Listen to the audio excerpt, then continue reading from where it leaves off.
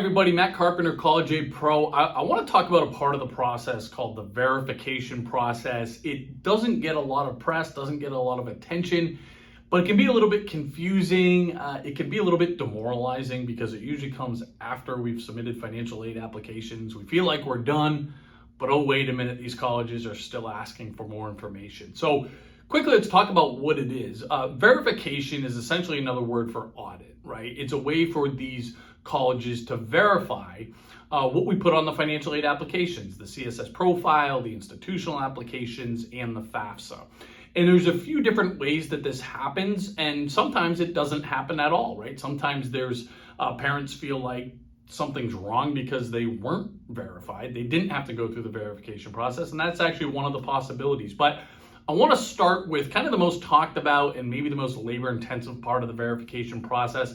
That's something called IDOC. So after we submit the CSS profile, a lot of colleges that require that CSS profile use another branch of the College Board called IDOC, which is essentially a central processing center that takes these verifying documents, largely your 2022 federal tax returns and all the schedules, your W-2s if you have them, your 1099s if you have them, and they want it to be presented in a certain way with a certain cover letter, okay? So again, a lot of colleges that require the CSS profile, after we submit that CSS profile, we're gonna get an automatically generated email from the College Board saying, we want you to submit your verifying documents to IDOC. So again, standard operating procedure. This doesn't come with deadlines. We really can't mess it up, right? If we send too much, they'll ignore stuff. If we send too little, they'll circle back and say, hey, we're still waiting on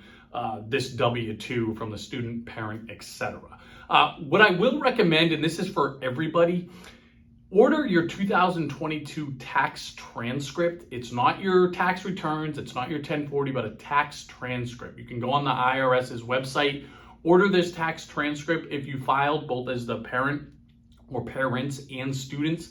Some colleges, as part of this verification process, will want that tax transcript either in lieu of the 1040, the federal tax return, or in addition to it. Okay, so that's kind of tip number 2 here. So we complete IDOC, we order our tax transcript. Now, some colleges will have 100% of applicants go through the verification process, and they don't use IDOC.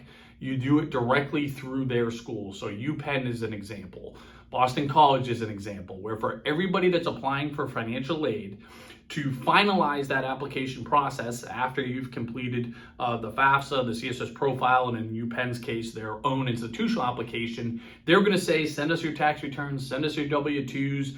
If you're a business owner, they might want some details about the business, right? So 100% of applicants will go through the verification process at schools like that, okay?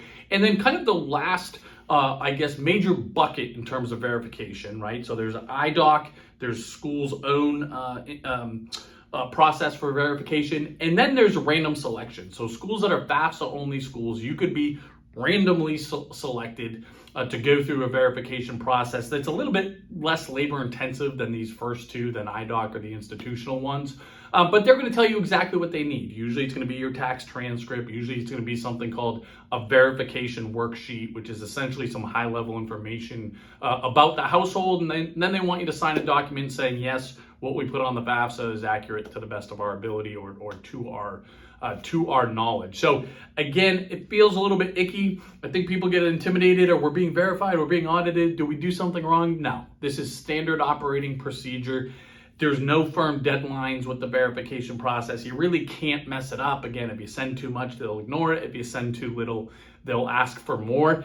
The theme here, pay attention to the colleges that you're applying to, okay? Make sure your students are monitoring their emails and their student portals. Again, it's annoying, but it's just another part of the annoying financial aid application process.